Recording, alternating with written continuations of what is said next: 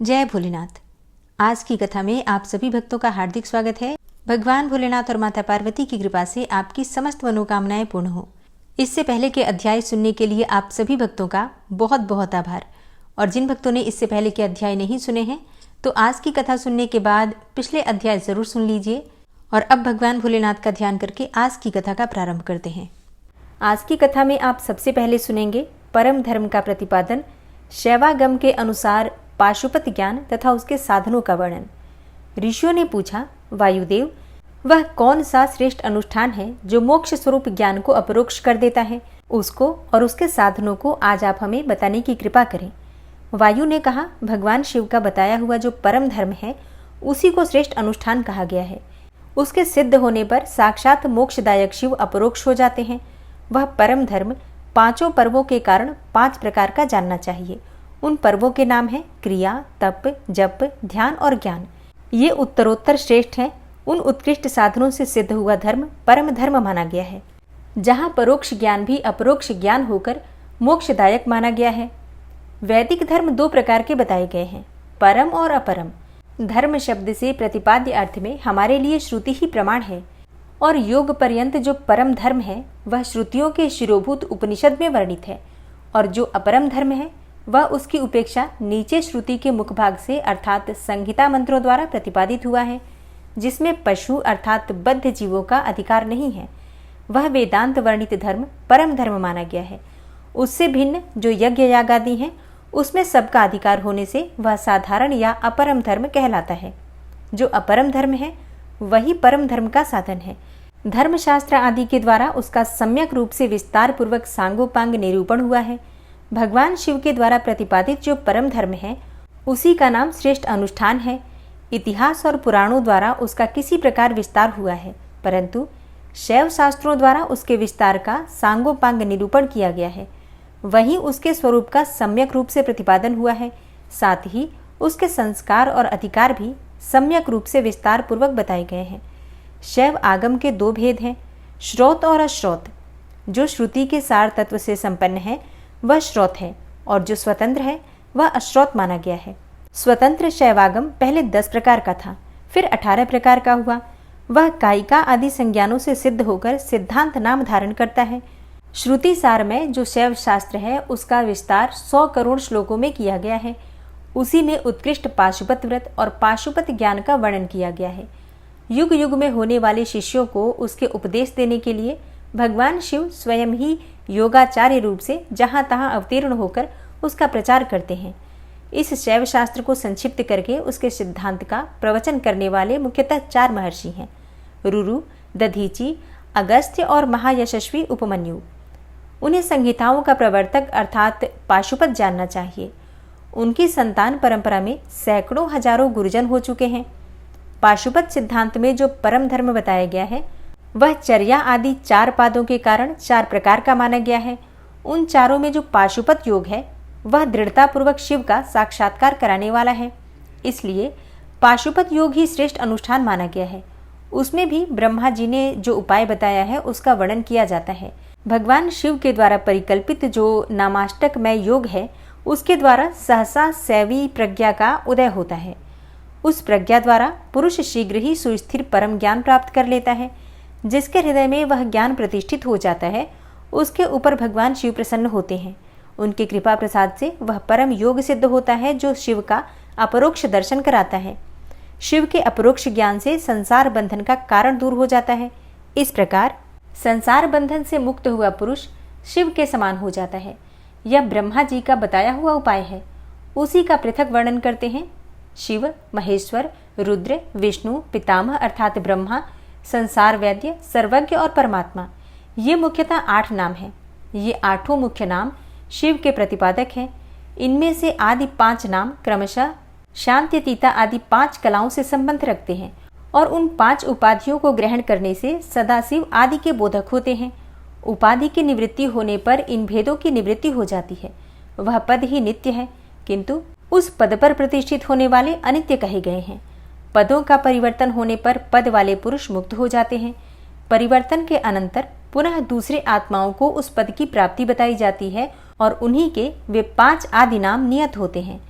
उपादान आदि योग से अन्य 3 नाम संसार वैद्य, सर्वज्ञ और परमात्मा भी त्रिविध उपाधि का प्रतिपादन करते हुए शिव में ही अनुगत होते हैं।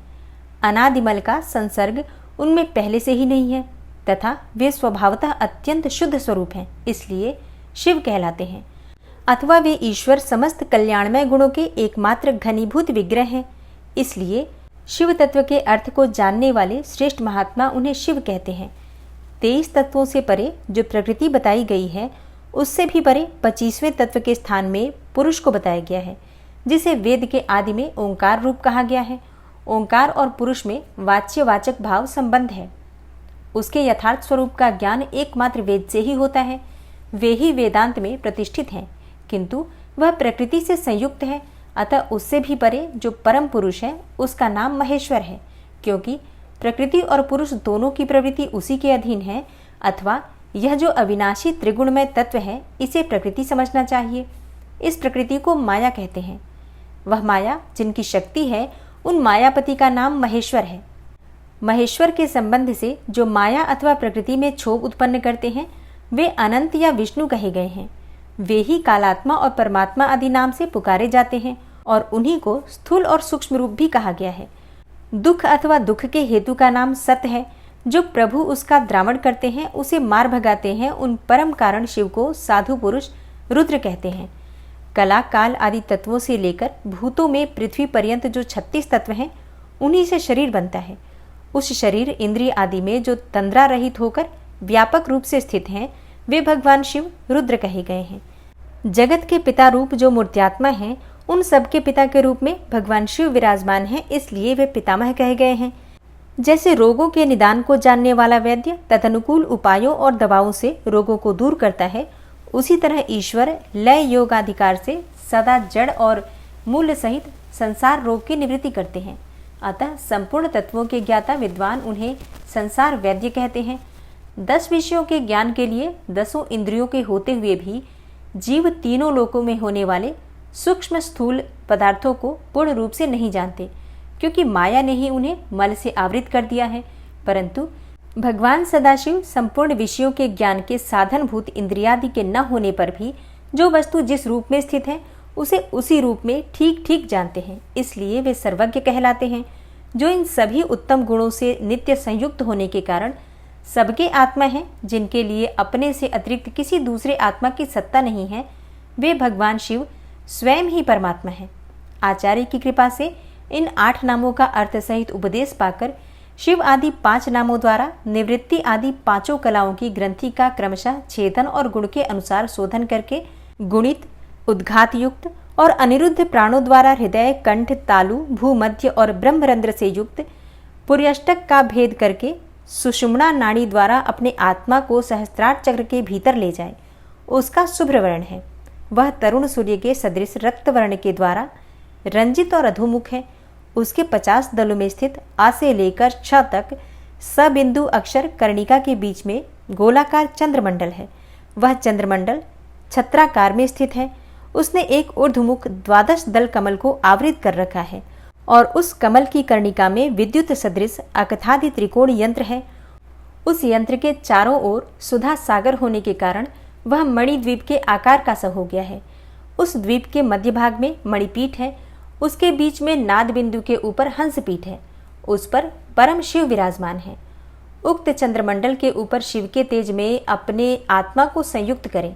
इस प्रकार जीव को शिव में लीन करके शाक्त अमृत वर्षा के द्वारा अपने शरीर के अभिषिक्त होने की भावना करें। तत्पश्चात अमृतमय विग्रह वाले अपने आत्मा को ब्रह्मरंध्र से उतारकर हृदय में 12 दल कमल के भीतर स्थित चंद्रमा से परे श्वेत कमल पर अर्धनारीश्वर रूप में विराजमान मनोहर आकृति वाले निर्मल देव भक्तवत्सल महादेव शंकर का चिंतन करें। उनकी अंग कांति शुद्ध स्फटिक मणि के समान उज्ज्वल है। वे शीतल प्रभा से युक्त और प्रसन्न हैं। इस प्रकार मन ही मन ध्यान करके शांतचित्त हुआ मनुष्य शिव के 8 नामों द्वारा ही भावमय पुष्पों से उनकी पूजा करें। पूजन के अंत में पुनः प्राणायाम करके चित्त को भली भांति एकाग्र रखते हुए शिव नामाष्टक का जप करे। फिर भावना द्वारा नाभि में 8 आहुतियों का हवन करके पूर्णाहुति एवं नमस्कार पूर्वक 8 फूल चढ़ाकर अंतिम अर्चना पूरी करके चुल्लू में लिए हुए जल की भांति अपने आप को शिव के चरणों में समर्पित कर दे। इस प्रकार करने से शीघ्र ही मंगलमय पाशुपत ज्ञान की प्राप्ति हो जाती है और साधक उस ज्ञान की सुस्थिरता प्राप्त कर लेता है। साथ ही वह परम उत्तम पाशुपत व्रत एवं परम योग को पाकर मुक्त हो जाता है, इसमें संशय नहीं है। और अब आप जानेंगे पाशुपत व्रत की विधि और महिमा तथा भस्म धारण की महत्ता। ऋषि बोले, हे भगवान, हम परम उत्तम पाशुपत व्रत को सुनना चाहते हैं, जिसका अनुष्ठान करके ब्रह्मा आदि सब देवता पाशुपत माने गए हैं। वायुदेव ने कहा, मैं तुम सब लोगों को गोपनीय पाशुपत व्रत का रहस्य बताता हूँ, जिसका अथर्वशीर्ष में वर्णन है तथा जो सब पापों का नाश करने वाला है। चित्रा से युक्त पौर्णमासी इसके लिए उत्तम काल है। मतलब जिस दिन चित्रा नक्षत्र में पूर्णमासी हो, पूर्णिमा हो, उस दिन ये व्रत किया जाता है। शिव के द्वारा अनुगृहित स्थान ही इसके लिए उत्तम देश है, अथवा क्षेत्र, बगीचे आदि तथा वन प्रांत भी शुभ एवं प्रशस्त देश हैं। पहले त्रयोदशी को भली भांति स्नान करके नित्य कर्म संपन्न कर ले, फिर अपने आचार्य की आज्ञा लेकर उनका पूजन करें और नमस्कार करके व्रत के अंग रूप से देवताओं की विशेष पूजा करें। उपासक को स्वयं श्वेत वस्त्र, श्वेत यज्ञोपवीत, श्वेत पुष्प और श्वेत चंदन धारण करना चाहिए।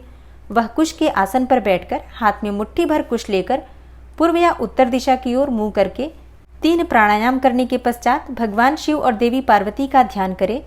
फिर यह संकल्प करे कि मैं शिव शास्त्र में बताई हुई विधि के अनुसार यह पाशुपत व्रत करूंगा। वह जब तक शरीर गिर न जाए तब तक के लिए, अथवा 12, 6 या फिर 3 वर्षों के लिए, अथवा 12, 6, 3 या फिर 1 महीने के लिए, या फिर 12, 6, 3 या फिर 1 दिन के लिए इस व्रत की दीक्षा लें। मतलब या तो आप आजीवन ले सकते हैं कि जब तक जिंदा है तब तक इस व्रत को धारण करेंगे, या फिर 12 साल, 6 साल या फिर 3 साल के लिए इस व्रत को किया जा सकता है, या फिर 12 महीने, 6 महीने, 3 महीने या फिर 1 महीने तक भी व्रत किया जा सकता है। और जो इतना नहीं कर पाते हैं वो 12 दिन, 6 दिन, 3 दिन या फिर 1 दिन के लिए भी इस व्रत की दीक्षा ले सकते हैं। संकल्प करके विरजा होम के लिए विधिवत अग्नि की स्थापना करके क्रमशः घी, समिधा और चरु से हवन करें। तत्पश्चात तत्वों की शुद्धि के उपदेश से फिर मूल मंत्रों द्वारा उन समिधा आदि सामग्रियों की ही आहुति दें। उस समय वह बारंबार यह चिंतन करे कि मेरे शरीर में जो ये तत्व हैं सब शुद्ध हो जाएं। उन तत्वों के नाम इस प्रकार है: 5 भूत, उनकी 5 तन्मात्राएं, 5 ज्ञानेन्द्रियां, 5 कर्मेंद्रियां, 5 विषय, त्वचा आदि 7 धातु, प्राण आदि 5 वायु, मन, बुद्धि, अहंकार, प्रकृति, पुरुष, राग, विद्या, कला, नियति, काल, माया, शुद्ध विद्या, महेश्वर, सदाशिव, शक्ति तत्व और शिव तत्व, ये क्रमशः तत्व कहे गए हैं। विरज मंत्रों से आहुति करके होता रजोगुण रहित शुद्ध हो जाता है। फिर शिव का अनुग्रह पाकर वह ज्ञानवान हो जाता है। तदनंतर गोबर लाकर उसकी पिंडी बनाई, फिर उसे मंत्रों द्वारा अभिमंत्रित करके अग्नि में डाल दें।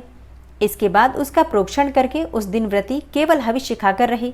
जब रात बीतकर प्रातःकाल आए तब चतुर्दशी में पुनः पूर्वोक्त सब कृत्य करें। मतलब जैसा पहले किया गया है बिल्कुल उसी प्रकार से चतुर्दशी में भी आपको वही सभी चीजें करनी है।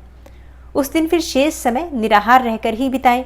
फिर पूर्णिमा को प्रातःकाल इसी तरह होम पर्यंत कर्म करके रुद्राग्नि का उपसंहार करे। तदनंतर यत्नपूर्वक उसमें से भस्म ग्रहण करे। इसके बाद साधक चाहे जटा रख ले, चाहे सिर मुंडाले या चाहे तो केवल सिर पर शिखा धारण करे। इसके बाद स्नान करके यदि वह लोक लज्जा से ऊपर उठ गया हो तो दिगंबर हो जाए, अथवा गेरुआ वस्त्र, मृग चर्म या फटे पुराने चीथड़े को ही धारण कर ले। एक वस्त्र धारण करे या वलकल पहन कर रहे। कटी में मेखला धारण करके हाथ में दंड ले ले। तदनंतर दोनों पैर धोकर आचमन करे।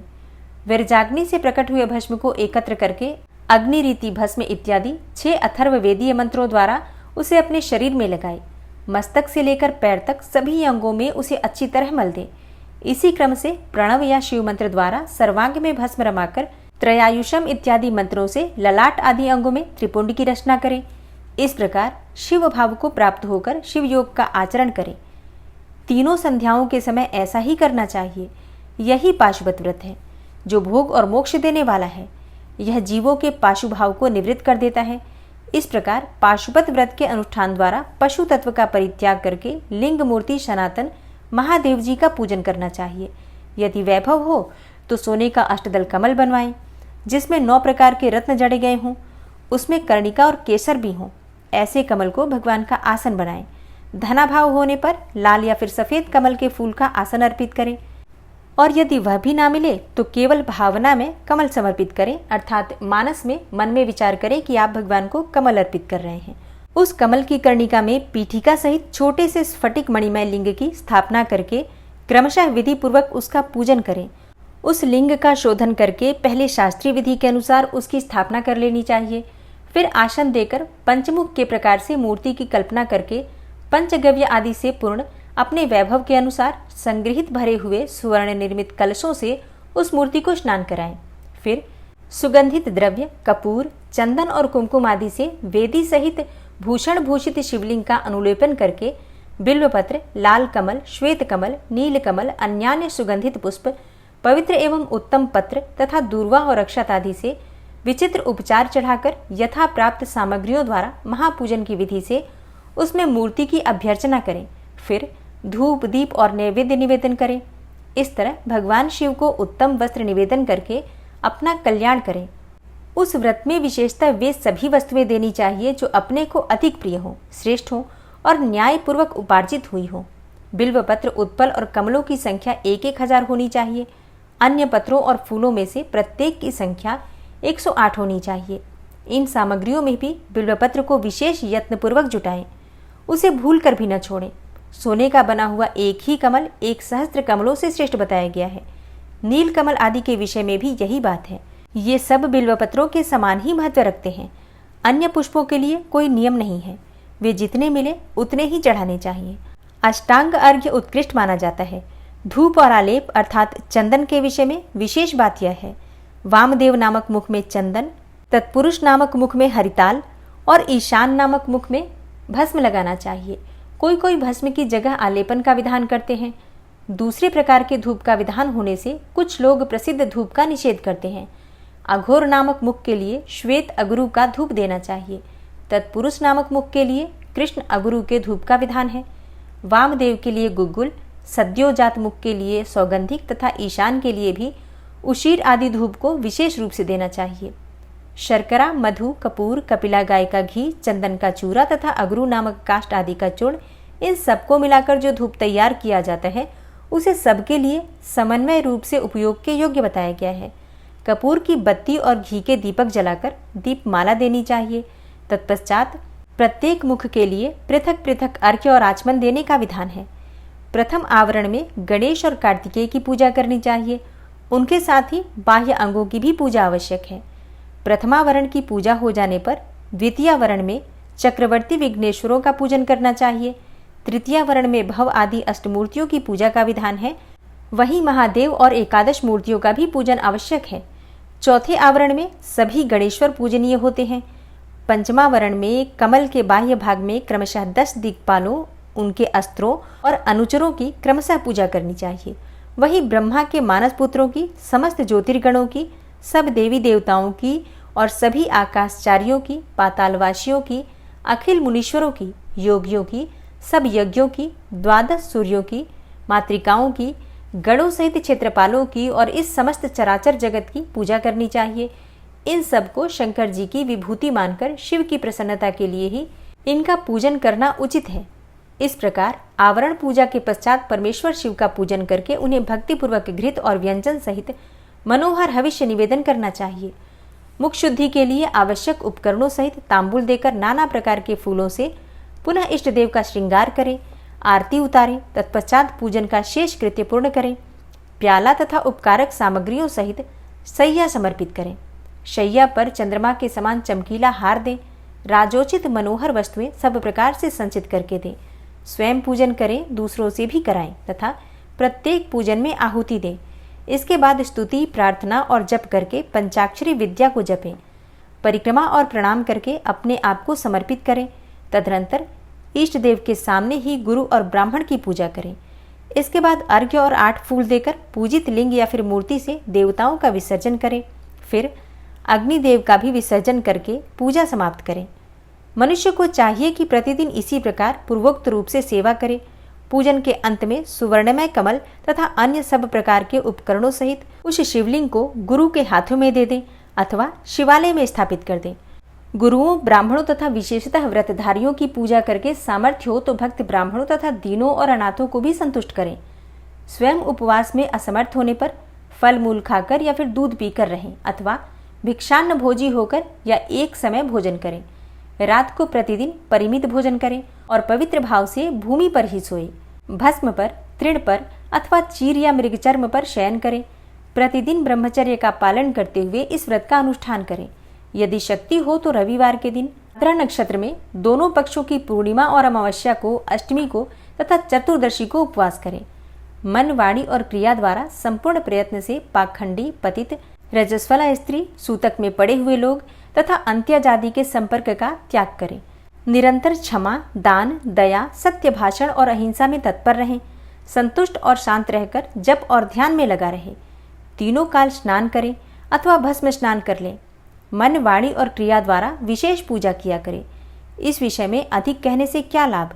व्रतधारी पुरुष कभी अशुभ आचरण न करे। प्रमादवश यदि वैसा आचरण बन जाए तो उसके गुरु लाघव का विचार करके उसके दोष का निवारण करने के लिए पूजा, होम और जप आदि के द्वारा उचित प्रायश्चित करे।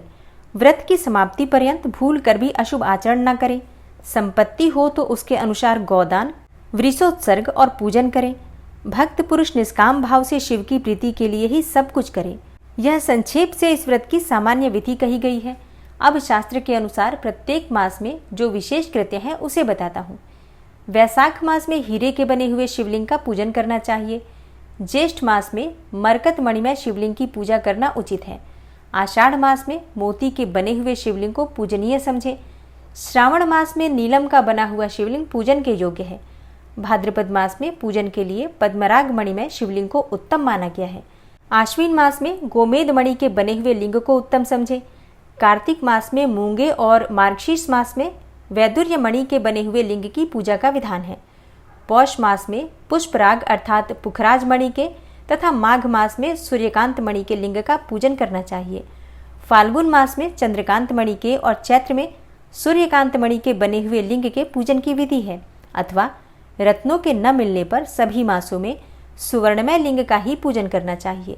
सुवर्ण के अभाव में चांदी, तांबे, पत्थर, मिट्टी, लाह या फिर और किसी भी वस्तु का जो सुलभ हो लिंग बना लेना चाहिए।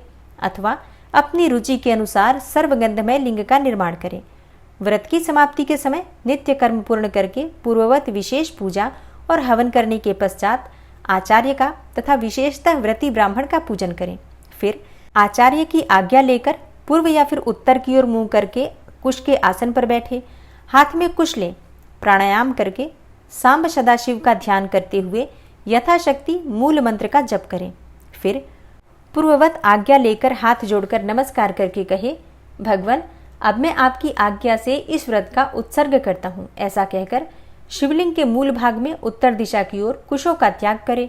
तदनंतर दंड, चीर, जटा और मेखला को भी त्याग दें। इसके बाद फिर विधिपूर्वक आचमन करके पंचाक्षर मंत्र का जप करे।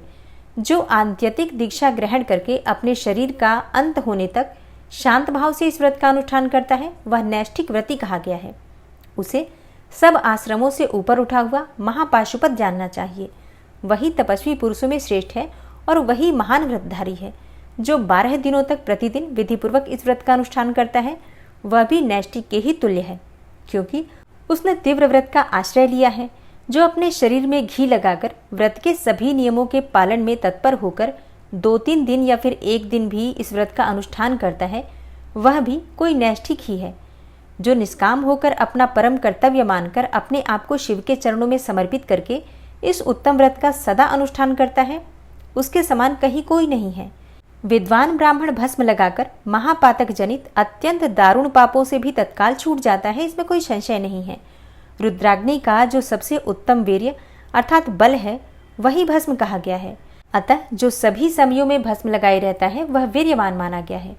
भस्म में निष्ठा रखने वाले पुरुष के सारे दोष उस भस्माग्नि के संयोग से दग्ध होकर नष्ट हो जाते हैं।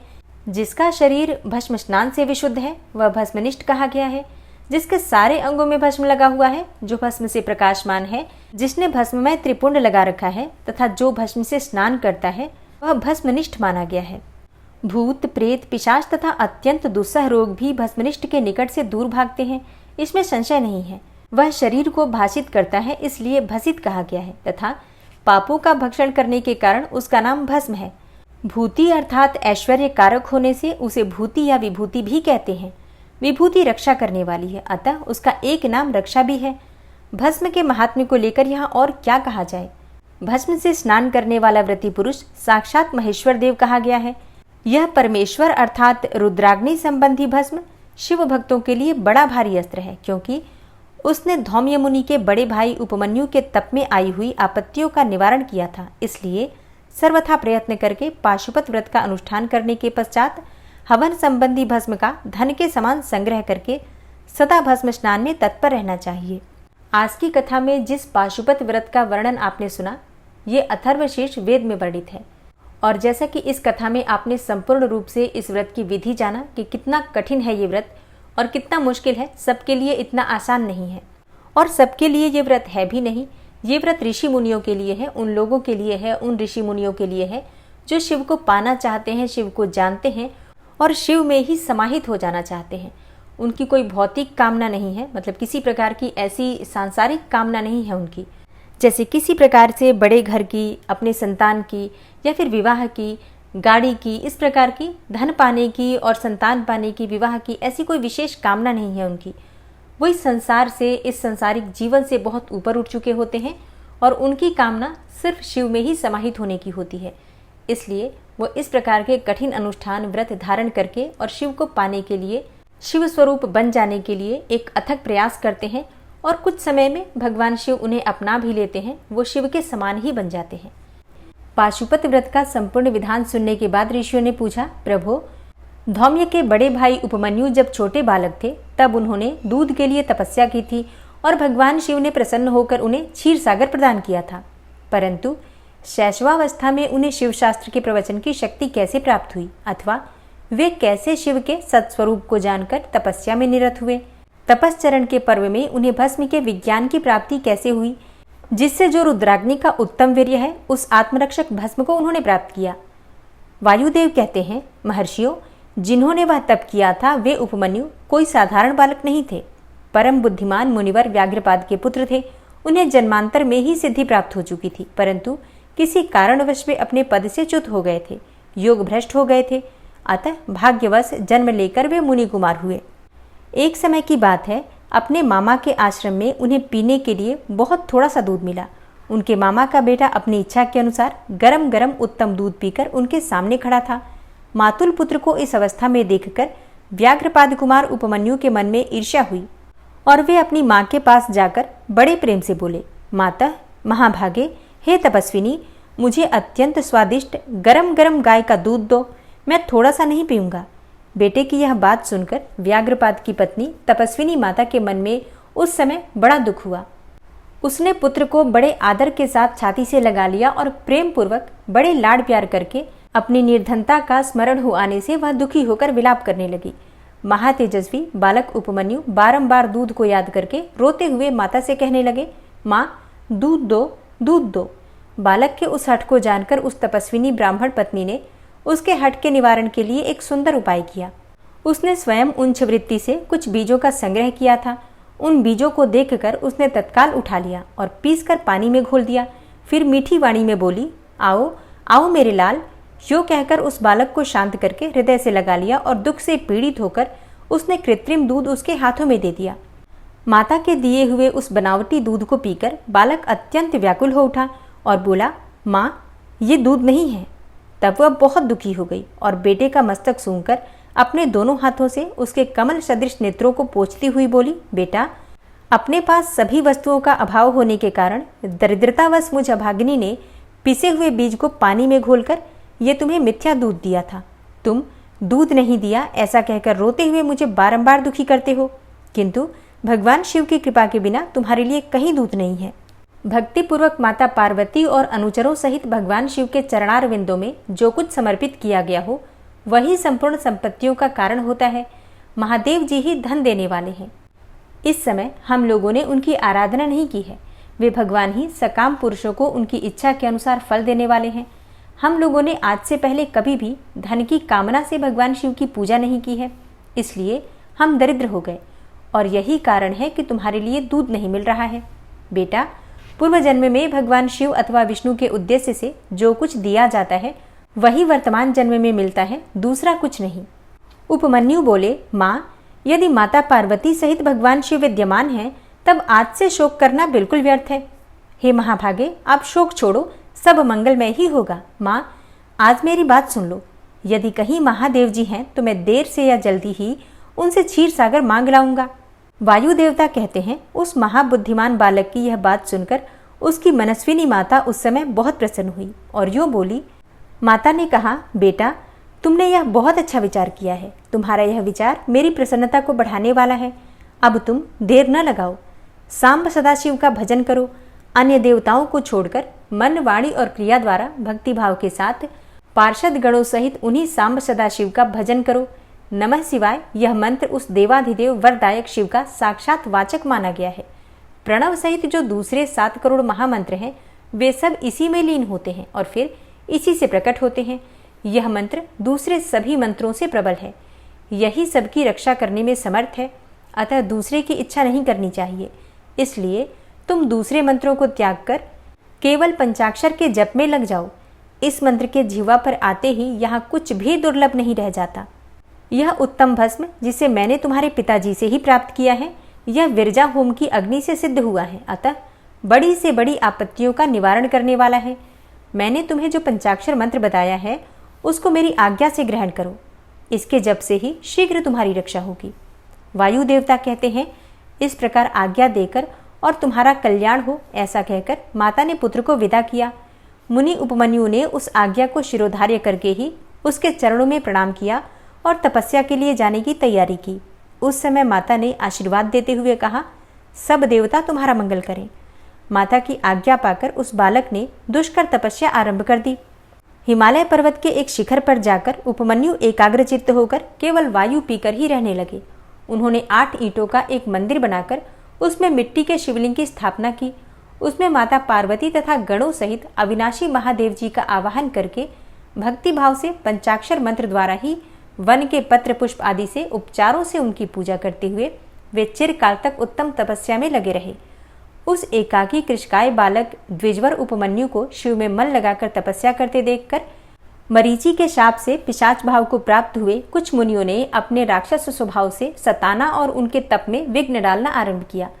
उनके द्वारा सताए जाने पर भी उपमन्यु किसी प्रकार से तप में लगे रहे और सदा नमः शिवाय का आर्तनाद की भांति जोर जोर से उच्चारण करते रहे। उस शब्द को सुनते ही उनकी तपस्या में विघ्न डालने वाले वे मुनि उस बालक को सताना छोड़कर उसकी सेवा करने लगे। ब्राह्मण बालक महात्मा उपमन्यु की उस तपस्या से संपूर्ण चराचर जगत प्रदीप्त एवं संतप्त हो उठा। तदनंतर भगवान विष्णु के अनुरोध करने पर श्री शिव जी ने पहले इंद्र का रूप धारण करके उपमन्यु के पास जाने का विचार किया। फिर श्वेत ऐरावत पर आरूढ़ होकर स्वयं देवराज इंद्र का शरीर ग्रहण करके भगवान सदाशिव देवता, असुर, सिद्ध तथा बड़े बड़े नागों के साथ उपमन्यु मुनि के तपोवन की ओर चले। उस समय वह ऐरावत दाईं सूंड में चंवर लेकर शची सहित दिव्य रूप वाले देवराज इंद्र को हवा कर रहा था और बाईं सूंड में श्वेत छत्र लेकर उन पर लगाए चल रहा था। इंद्र का रूप धारण किए उमा सहित भगवान सदाशिव उस श्वेत छत्र से उसी तरह सुशोभित हो रहे थे जैसे कि उदित हुए पूर्ण चंद्रमंडल से मंदराचल शोभायमान होता है। इस तरह इंद्र के स्वरूप का आश्रय लेकर परमेश्वर शिव उपमन्यु के उस आश्रम पर अपने उस भक्त पर अनुग्रह करने के लिए जा पहुंचे। इंद्र रूपधारी परमेश्वर शिव को आया देखकर मुनियों में श्रेष्ठ उपमन्यु मुनि ने मस्तक झुकाकर प्रणाम किया और इस प्रकार कहा, देवेश्वर, जगन्नाथ, हे भगवान, हे देव शिरोमणे, आप स्वयं यहाँ पधारे, इससे मेरा यह आश्रम पवित्र हो गया। इंद्र रूपधारी शिव बोले, उत्तम व्रत का पालन करने वाले धौम्य के बड़े भैया महामुने उपमन्यु, मैं तुम्हारी इस तपस्या से बहुत संतुष्ट हूँ। तुम वर मांगो, मैं तुम्हें संपूर्ण अभिष्ट वस्तुएं प्रदान करूंगा। वायु देवता कहते हैं, उन इंद्रदेव के ऐसा कहने पर उस समय मुनि प्रवर उपमन्यु ने हाथ जोड़कर कहा, भगवान, मैं भगवान शिव की भक्ति मांगता हूँ। यह सुनकर इंद्र ने कहा, क्या तुम मुझे नहीं जानते? मैं समस्त देवताओं का पालक और तीनों लोकों का अधिपति इंद्र हूँ। सब देवता मुझे नमस्कार करते हैं। ब्रह्मर्षि, मेरे भक्त हो जाओ, सदा मेरी ही पूजा करो, तुम्हारा कल्याण हो। मैं तुम्हें सब कुछ दूंगा। निर्गुण रुद्र को त्याग दो, उस निर्गुण रुद्र से तुम्हारा कौन सा कार्य सिद्ध होगा जो देवताओं की पक्ति से बाहर होकर पिशाच भाव को प्राप्त हो गया है। वायु देवता कहते हैं, यह सुनकर पंचाक्षर मंत्र का जप करते हुए वे मुनि उपमन्यु इंद्र को अपने धर्म में विघ्न डालने के लिए आया हुआ जानकर बोले। उपमन्यु ने कहा, यद्यपि तुम भगवान शिव की निंदा में तत्पर हो, तथापि इसी प्रसंग में परमात्मा महादेव जी की निर्गुणता बताकर तुमने स्वयं ही उनका संपूर्ण महत्व स्पष्ट रूप से कह दिया। तुम नहीं जानते कि भगवान रुद्र संपूर्ण देवेश्वरों के भी ईश्वर हैं, ब्रह्मा विष्णु और महेश के भी जनक हैं तथा प्रकृति से परे हैं। ब्रह्मवादी लोग उन्हीं को सत असत, व्यक्त अव्यक्त तथा नित्य एक और अनेक कहते हैं। अतः मैं उन्हीं से वर मांगूंगा जो युक्तिवाद से परे तथा सांख्य और योग के सारभूत अर्थ का ज्ञान प्रदान करने वाले हैं। तत्वज्ञानी पुरुष उत्कृष्ट जानकर जिनकी उपासना करते हैं, उन भगवान शिव से ही मैं वर मांगूंगा। देवाधम, दूध के लिए जो मेरी इच्छा है वह यूं ही रह जाए, परंतु शिवास्त्र के द्वारा तुम्हारा वध करके मैं अपने इस शरीर को त्याग दूंगा। वायु देवता कहते हैं, ऐसा कहकर स्वयं मर जाने का निश्चय करके उपमन्यु दूध की भी इच्छा छोड़कर इंद्र का वध करने के लिए उद्यत हो गए। उस समय अघोर अस्त्र से अभिमंत्रित घोर भस्म को लेकर मुनि ने इंद्र के उद्देश्य से छोड़ दिया और बड़े जोर से सिंहनाद किया। फिर शंभु के युगल चरणार विंदों का चिंतन करते हुए वे अपनी देह को दग्ध करने के लिए उद्यत हो गए और अग्नेयी धारणा धारण करके स्थित हुए।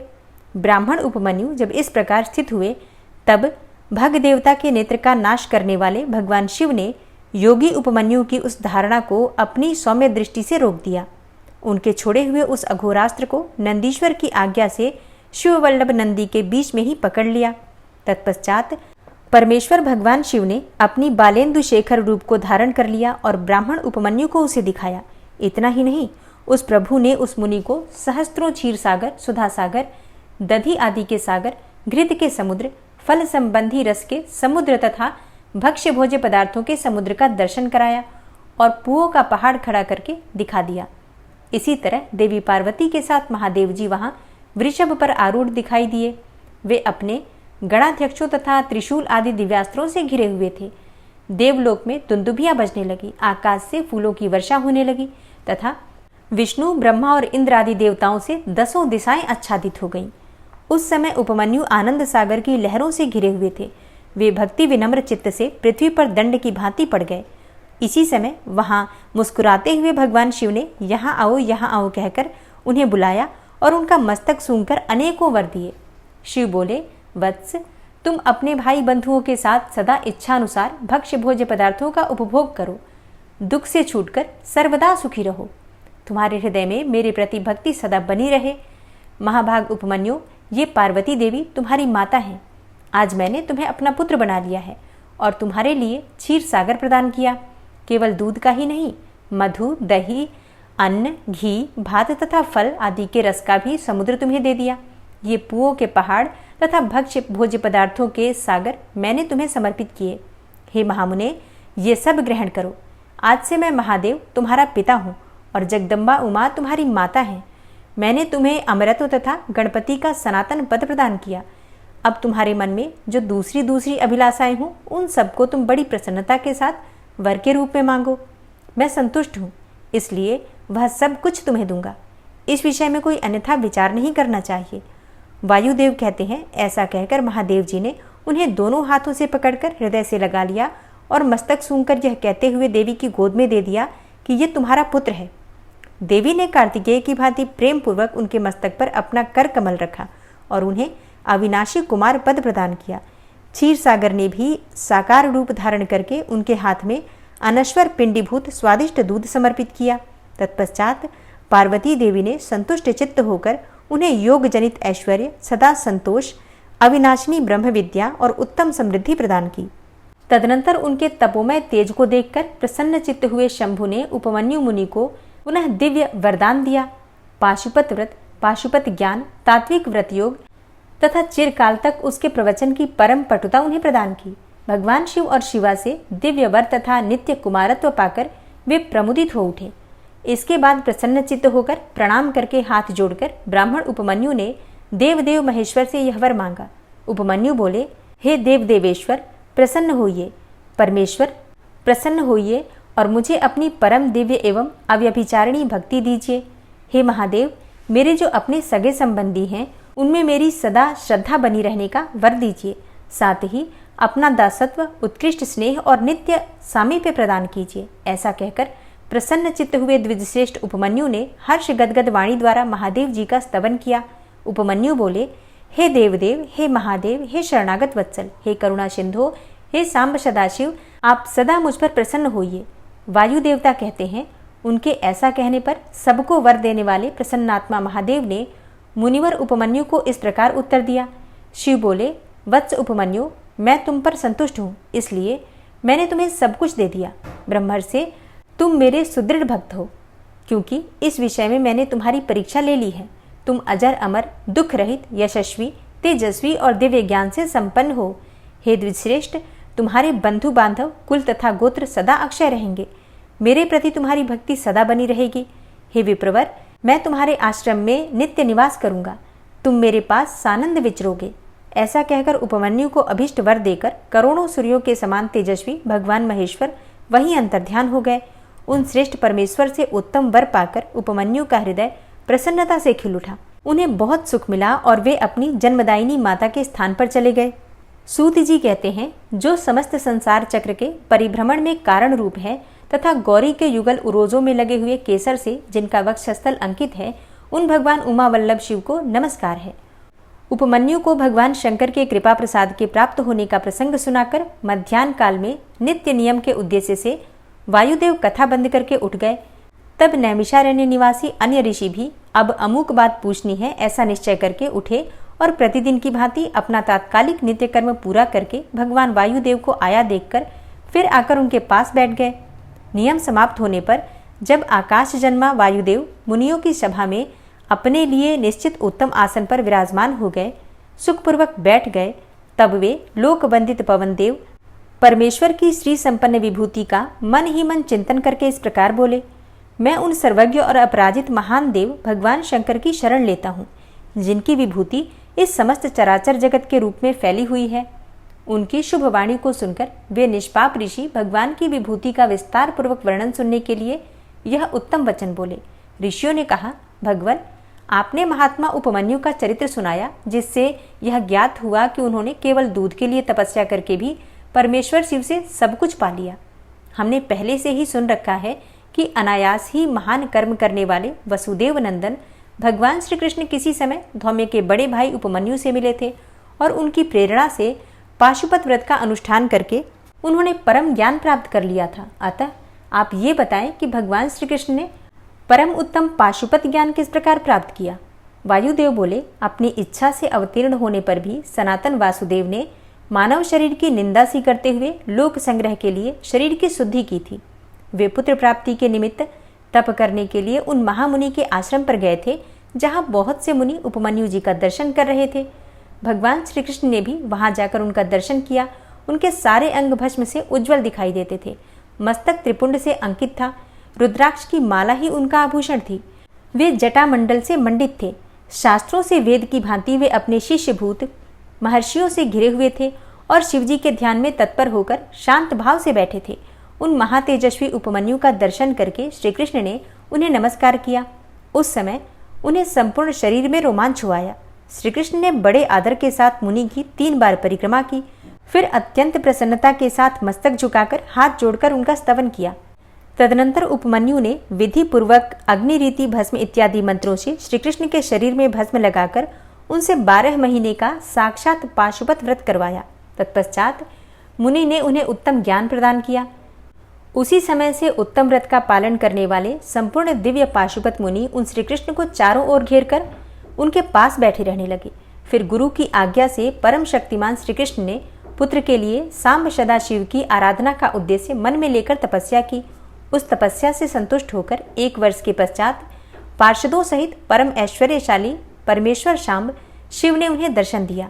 श्री कृष्ण ने वर देने के लिए प्रकट हुए सुंदर अंग वाले महादेव जी को हाथ जोड़कर प्रणाम किया और उनकी स्तुति भी की। गणों सहित सांब सदाशिव का स्तवन करके श्री कृष्ण ने अपने लिए एक पुत्र प्राप्त किया। वह पुत्र तपस्या से संतुष्ट चित्त हुए साक्षात शिव ने श्री विष्णु को दिया था। चूंकि सांब शिव ने उन्हें अपना पुत्र प्रदान किया था, इसलिए श्री कृष्ण ने जाम्बवंती कुमार का नाम सांब ही रखा। इस प्रकार अमित पराक्रमी श्री कृष्ण को महर्षि उपमन्यु से ज्ञान लाभ और भगवान शंकर से पुत्र लाभ हुआ। इस प्रकार यह सब प्रसंग मैंने पूरा कह सुनाया। जो प्रतिदिन इसे कहता, सुनता या सुनाता है वह भगवान विष्णु का ज्ञान पाकर उन्हीं के साथ आनंदित होता है। और अब आप सुनेंगे उपमन्यु द्वारा श्री कृष्ण को पाशुपत ज्ञान का उपदेश। ऋषियों ने पूछा, पाशुपत ज्ञान क्या है? भगवान शिव पशुपति कैसे हैं?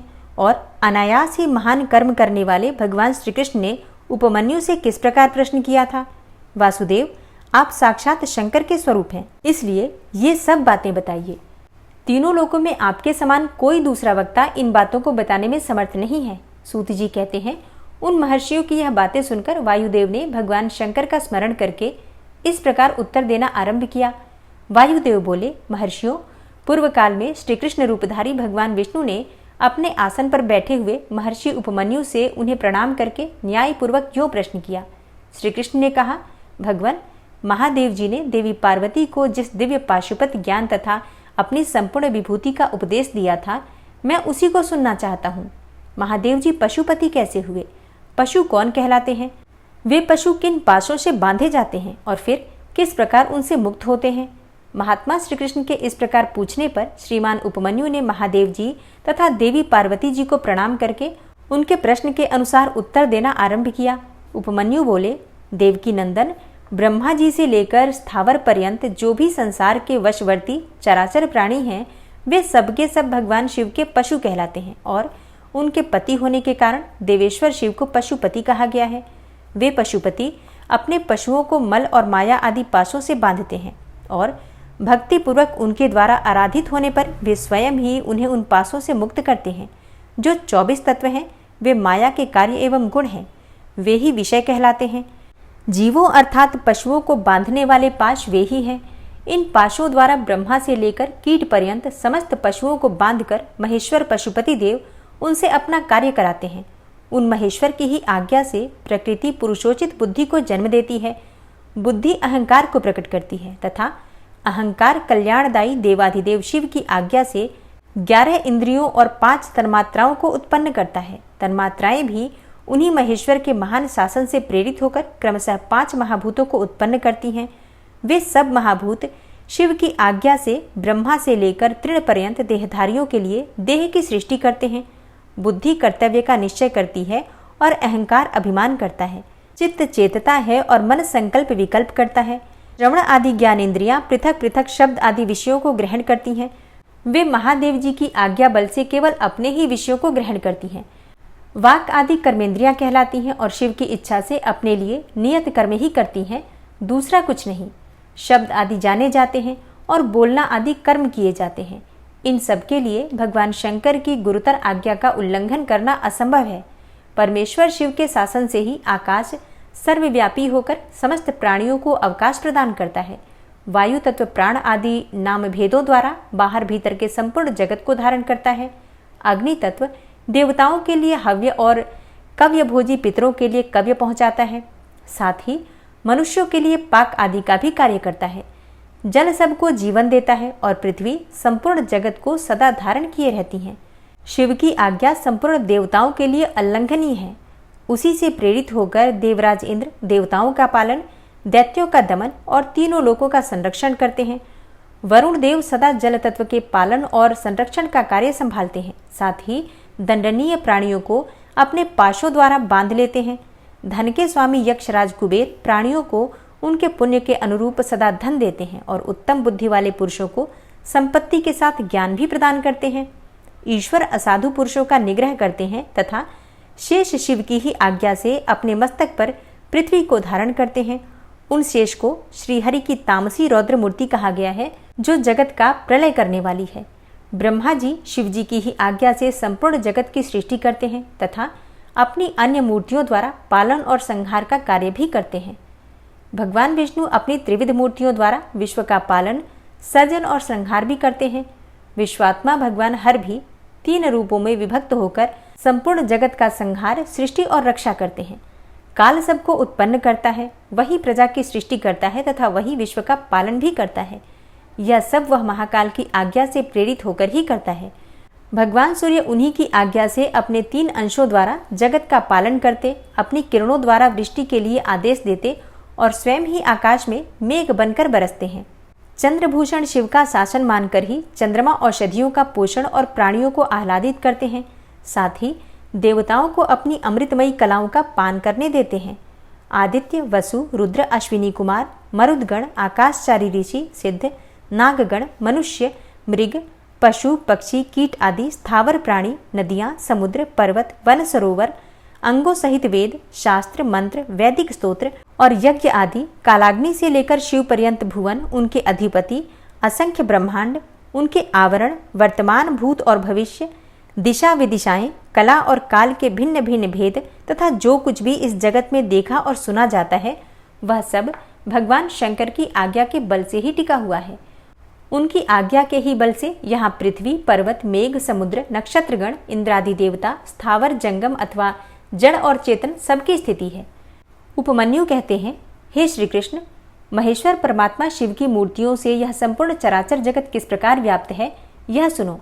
ब्रह्मा, विष्णु, रुद्र, महेशान तथा सदाशिव, ये उन महेश्वर की 5 मूर्तियां जाननी चाहिए जिनसे यह संपूर्ण विश्व विस्तार को प्राप्त हुआ है। इनके सिवा और भी उनके 5 शरीर हैं जिन्हें पंच ब्रह्म अर्थात मंत्र कहते हैं। इस जगत में कोई भी ऐसी वस्तु नहीं है जो उन मूर्तियों से व्याप्त न हो। ईशान, पुरुष, अघोर, वामदेव और सद्योजात, ये महादेव जी की विख्यात 5 ब्रह्म मूर्तियां हैं। इनमें जो ईशान नामक उनकी आदि श्रेष्ठतम मूर्ति है वह प्रकृति के साक्षात भोक्ता क्षेत्रज्ञ को व्याप्त करके स्थित है। मूर्तिमान प्रभु शिव की जो तत्पुरुष नामक मूर्ति है वह गुणों के आश्रय रूप भोग्य अव्यक्त अर्थात प्रकृति में अधिष्ठित है। पिनाकपाणी महेश्वर की जो अत्यंत पूजित अघोर नामक मूर्ति है वह धर्म आदि 8 अंगों से युक्त बुद्धि तत्व को अपना अधिष्ठान बनाती है। विधाता महादेव जी की वामदेव नामक मूर्ति को आगम वेत्ता विद्वान अहंकार की अधिष्ठात्री बताते हैं। बुद्धिमान पुरुष अमित तेजस्वी शिव की सद्योजात नामक मूर्ति को मन की अधिष्ठात्री कहते हैं। विद्वान पुरुष भगवान शिव की ईशान नामक मूर्ति को श्रवणेन्द्रिय, वाणी, शब्द और व्यापक आकाश तत्व की स्वामिनी मानते हैं।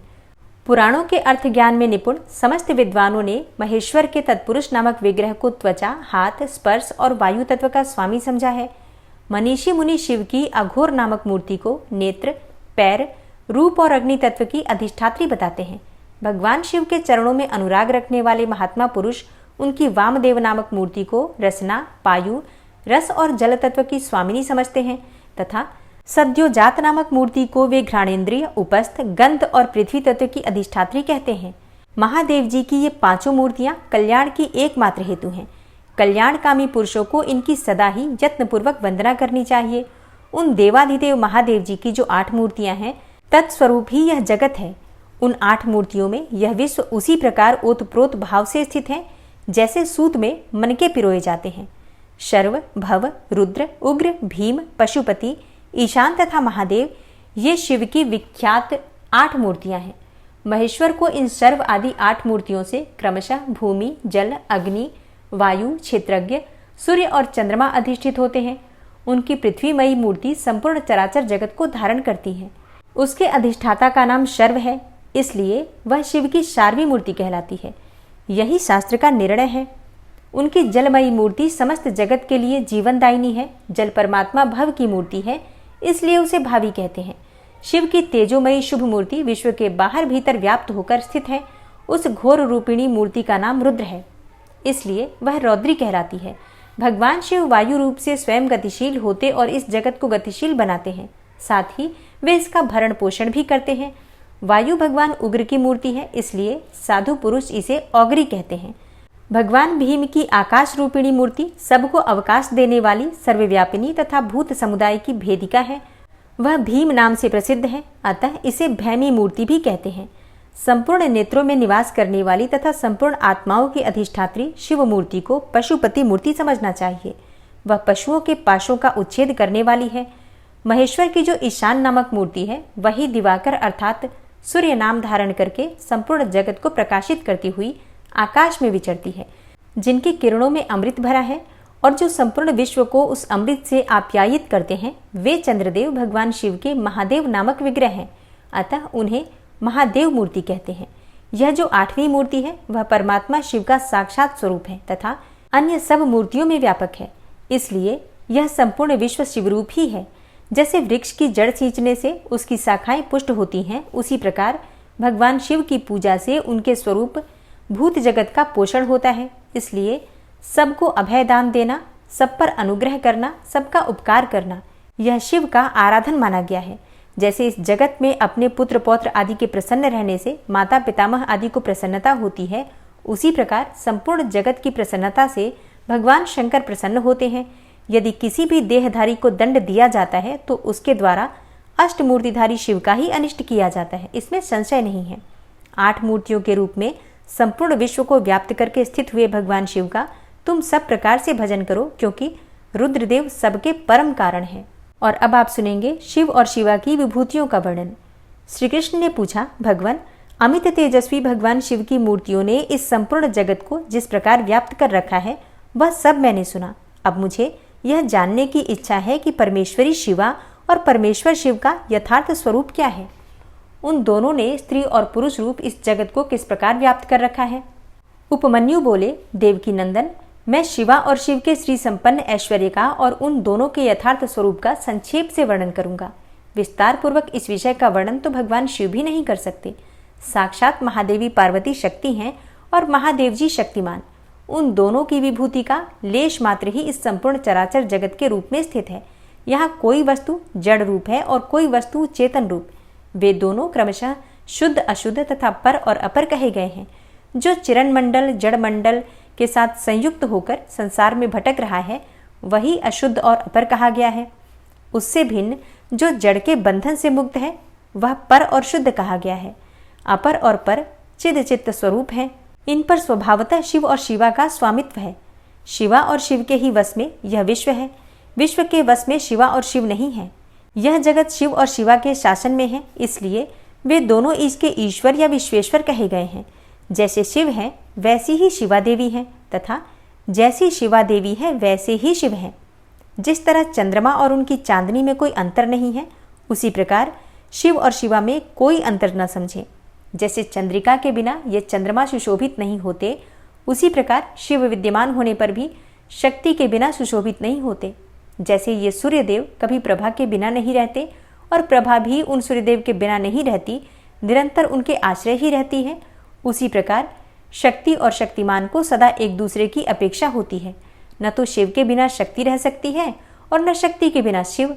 जिसके द्वारा शिव सदा देहधारियों को भोग और मोक्ष देने में समर्थ होते हैं, वह आदि अद्वितीय चिन्मयी पराशक्ति शिव के ही आश्रित है।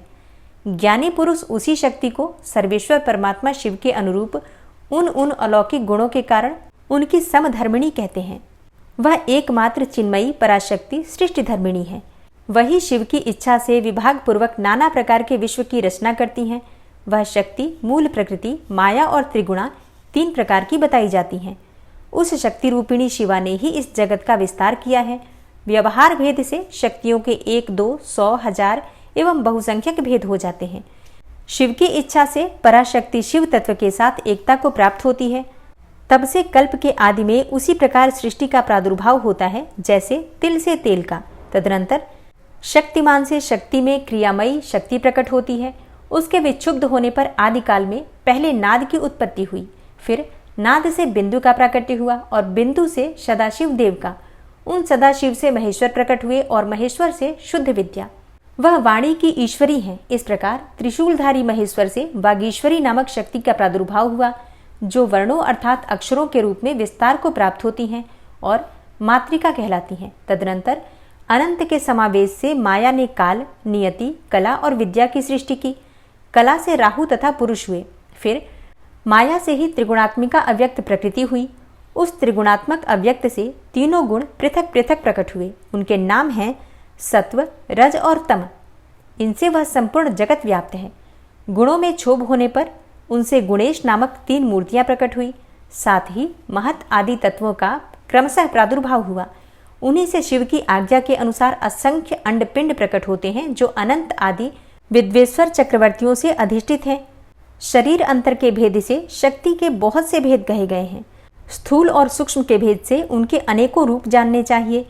रुद्र की शक्ति रौद्री, विष्णु की वैष्णवी, ब्रह्मा की ब्रह्माणी और इंद्र की इंद्राणी कहलाती हैं। यहाँ बहुत कहने से क्या लाभ, जिसे विश्व कहा गया है वह उसी प्रकार शक्त्यात्मा से व्याप्त है जैसे कि शरीर अंतरात्मा से। अतः संपूर्ण स्थावर जंगम रूप जगत शक्तिमय है। यह पराशक्ति परमात्मा शिव की कला कही गई है। इस तरह यह पराशक्ति ईश्वर की इच्छा के अनुसार चलकर चराचर जगत की सृष्टि करती हैं, ऐसा विज्ञ पुरुषों का निश्चय है। ज्ञान, क्रिया और इच्छा अपनी इन तीनों शक्तियों द्वारा शक्तिमान ईश्वर सदा संपूर्ण विश्व को व्याप्त करके स्थित होते हैं। यह इस प्रकार हो और वह इस प्रकार न हो, इस तरह कार्यों का नियमन करने वाली महेश्वर की इच्छा शक्ति नित्य है। उनकी जो ज्ञान शक्ति है वह बुद्धि रूप होकर कार्य, कारण और प्रयोजन का ठीक ठीक निश्चय करती है, तथा शिव की जो क्रिया शक्ति है वह संकल्प रूपिणी होकर उनकी इच्छा और निश्चय के अनुसार कार्य रूप संपूर्ण जगत की क्षण भर में कल्पना कर देती है। इस प्रकार तीनों शक्तियों से जगत का उत्थान होता है। प्रसव धर्म वाली जो शक्ति है वह पराशक्ति से प्रेरित होकर ही संपूर्ण जगत की सृष्टि करती है। इस तरह शक्तियों के संयोग से शिव शक्तिमान कहलाते हैं। शक्ति और शक्तिमान से प्रकट होने के कारण यह जगत शाक्त और शैव कहा गया है। जैसे माता पिता के बिना पुत्र का जन्म नहीं होता, उसी प्रकार भव और भवानी के बिना इस चराचर जगत की उत्पत्ति नहीं होती। स्त्री और पुरुष से प्रकट हुआ जगत स्त्री और पुरुष रूप ही है। यह स्त्री और पुरुष की विभूति है, अतः स्त्री और पुरुष से अधिष्ठित है। इनमें शक्तिमान पुरुष रूप शिव तो परमात्मा कहे गए हैं, पर स्त्री रूपिणी शिवा उनकी पराशक्ति। शिव सदाशिव कहे गए हैं और शिवा मनोन्मनी। शिव को महेश्वर जानना चाहिए और शिवा माया कहलाती हैं। परमेश्वर शिव पुरुष है और परमेश्वरी शिवा प्रकृति। महेश्वर शिव रुद्र हैं और उनकी वल्लभा शिवा देवी रुद्राणी है। विश्वेश्वर देव विष्णु है और उनकी प्रिया लक्ष्मी। जब सृष्टिकर्ता शिव ब्रह्मा कहलाते हैं तब उनकी प्रिया को ब्रह्माणी कहते हैं। भगवान शिव भास्कर हैं और भगवती शिवा प्रभा। कामनाशन शिव महेंद्र है और गिरिराज नंदिनी उमा शची। महादेव जी अग्नि है और उनकी अर्धांगिनी उमा स्वाहा। भगवान त्रिलोचन यम है और गिरिराज नंदिनी उमा यम प्रिया। भगवान शंकर निऋति हैं और पार्वती नैऋत्री। भगवान रुद्र वरुण है और पार्वती वारुणी। चंद्रशेखर शिव वायु हैं और पार्वती शिवा वायुप्रिया। शिव यक्ष हैं और पार्वती रिद्धि। चंद्रार्ध शेखर शिव चंद्रमा है और रुद्र वल्लभा उमा रोहिणी। परमेश्वर शिव ईशान हैं और परमेश्वरी शिवा उनकी पत्नी। नागराज अनंत को वलय रूप में धारण करने वाले भगवान शंकर अनंत हैं और उनकी वल्लभा शिवा अनंता। काल शत्रु शिव कालाग्नि रुद्र हैं और काली कालांतक प्रिया हैं। जिनका दूसरा नाम पुरुष है, ऐसे स्वयंभू मनु के रूप में साक्षात शंभु ही हैं और शिवप्रिया उमा शत्रुपा हैं। साक्षात महादेव दक्ष हैं और परमेश्वरी पार्वती प्रसूति। भगवान भव रुचि हैं और भवानी को ही विद्वान पुरुष आकुति कहते हैं। महादेव जी भृगु हैं और पार्वती ख्याति। भगवान रुद्र मरीचि हैं और शिव वल्लभा संभूति। भगवान गंगाधर अंगिरा हैं और साक्षात उमा स्मृति हैं। चंद्रमौली पुलस्त हैं और पार्वती प्रीति। त्रिपुरनाशक शिव पुलह हैं और पार्वती ही उनकी प्रिया हैं। यज्ञ विध्वंसी शिव क्रतु कहे गए हैं और उनकी प्रिया पार्वती सन्नति। भगवान शिव अत्रि हैं और साक्षात उमा अनुसुया। कालहंता शिव कश्यप हैं और महेश्वरी उमा देवमाता अदिति। कामनाशन शिव वशिष्ठ हैं और साक्षात देवी पार्वती अरुंधति हैं। भगवान शंकर ही संसार के सारे पुरुष हैं और महेश्वरी शिवा ही संपूर्ण स्त्रियां, अतः सभी स्त्री पुरुष उन्हीं की विभूतियां हैं। भगवान शिव विषयी हैं और परमेश्वरी उमा विषय। जो कुछ सुनने में आता है वह सब उमा का रूप है और जो श्रोता साक्षात भगवान शंकर हैं। जिसके विषय में प्रश्न या जिज्ञासा होती है उस समस्त वस्तु समुदाय का रूप शंकर वल्लभा शिवा स्वयं धारण करती हैं, तथा पूछने वाला जो पुरुष है वह बाल चंद्रशेखर विश्वात्मा शिव रूप ही है। भव वल्लभा उमा ही द्रष्टव्य वस्तुओं का रूप धारण करती हैं और दृष्टा पुरुष के रूप में शशि खंडमौली भगवान विश्वनाथ ही सब कुछ देखते हैं। संपूर्ण रस की राशि महादेवी है और उस रस का आस्वादन करने वाले मंगलमय महादेव हैं। प्रेम समूह पार्वती हैं और प्रियतम विषभोजी शिव हैं। देवी महेश्वरी सदा मंतव्य वस्तुओं का स्वरूप धारण करती हैं और विश्वात्मा महेश्वर महादेव उन वस्तुओं के मनता अर्थात मनन करने वाले हैं। भव वल्लभा पार्वती बोद्धव्य अर्थात जानने योग्य वस्तुओं का स्वरूप धारण करती हैं और शिशु शशि शेखर भगवान महादेव ही उन वस्तुओं के ज्ञाता हैं। सामर्थ्यशाली भगवान पिनाकी संपूर्ण प्राणियों के प्राण हैं और सबके प्राणों की स्थिति जल रूपिणी माता पार्वती हैं त्रिपुरांतक पशुपति की प्राण वल्लभा पार्वती देवी जब क्षेत्र का स्वरूप धारण करती हैं, तब काल के भी काल भगवान महाकाल क्षेत्रज्ञ रूप में स्थित होते हैं। शूलधारी महादेव जी दिन हैं तो शूलपाणी प्रिया पार्वती रात्रि, कल्याणकारी महादेव जी आकाश हैं और शंकर प्रिया पार्वती पृथ्वी, भगवान महेश्वर समुद्र हैं तो गिरिराज कन्या शिवा उसकी तटभूमि है, वृषभ ध्वज महादेव वृक्ष हैं, विश्वेश्वर प्रिया उमा उस पर फैलने वाली लता हैं। भगवान त्रिपुरनाशक महादेव संपूर्ण पुल्लिंग रूप को स्वयं धारण करते हैं और महादेव मनोरमा देवी उमा सारा स्त्रीलिंग रूप धारण करती हैं। शिव वल्लभा शिवा समस्त शब्दजाल का रूप धारण करती हैं और बालेंदु शेखर शिव संपूर्ण अर्थ का, जिस जिस पदार्थ को जो जो शक्ति कही गई है वह शक्ति तो विद्वेश्वरी देवी शिवा है और वह सारा पदार्थ साक्षात परमेश्वर है, जो सबसे परे हैं, जो पवित्र हैं, जो पुण्यमय है तथा जो मंगल रूप है। उस वस्तु को महाभाग महात्माओं ने उन्हीं दोनों शिव पार्वती के तेज से विस्तार को प्राप्त हुई बताया है। जैसे जलते हुए दीपक की शिखा समूचे घर को प्रकाशित करती है, उसी प्रकार शिव पार्वती का ही यह तेज व्याप्त होकर संपूर्ण जगत को प्रकाश दे रहा है। ये दोनों शिवा और शिव सर्वरूप हैं, सबका कल्याण करने वाले हैं। अतः सदा ही इन दोनों का पूजन, नमन एवं चिंतन करना चाहिए। श्री कृष्ण, आज मैंने तुम्हारे समक्ष अपनी बुद्धि के अनुसार परमेश्वर शिवा और शिव के यथार्थ स्वरूप का वर्णन किया है, परंतु इयत्तापूर्वक नहीं, अर्थात इस वर्णन से यह नहीं मान लेना चाहिए कि इन दोनों के यथार्थ रूप का पूर्णतः वर्णन हो गया, क्योंकि इनके स्वरूप की इयता अर्थात सीमा नहीं है। जो समस्त महापुरुषों के भी मन की सीमा से परे हैं, परमेश्वर शिव और शिवा के उस यथार्थ स्वरूप का वर्णन कैसे किया जा सकता है? जिन्होंने अपने चित्त को महेश्वर के चरणों में अर्पित कर दिया है तथा जो उनके अन्य भक्त हैं, उनके ही मन में वे आते हैं और उन्हीं की बुद्धि में आरूढ़ होते हैं, दूसरों की बुद्धि में वे आरूढ़ नहीं होते। यहाँ मैंने जिस विभूति का वर्णन किया है वह प्राकृत है, इसलिए अपरा मानी गई है। इसमें भिन्न जो अप्राकृत एवं परा विभूति है वह गुह्य है और उनके गुह्य रहस्य को जानने वाले पुरुष ही उन्हें जानते हैं। परमेश्वर की वह अप्राकृत परा विभूति वो है जहाँ से मन और इंद्रियों सहित वाणी लौट आती है। परमेश्वर की वही विभूति यहाँ परम धाम है, वही यहाँ परम गति है और वही यहाँ पराकाष्ठा है। जो अपने श्वास और इंद्रियों पर विजय पा चुके हैं वे योगी जन ही उसे पाने का प्रयत्न करते हैं। शिवा और शिव की यह विभूति संसार रूपी विषधर सर्प के डसने से मृत्यु के अधीन हुए मानवों के लिए संजीवनी औषधि है। इसे जानने वाला पुरुष किसी से भी भयभीत नहीं होता।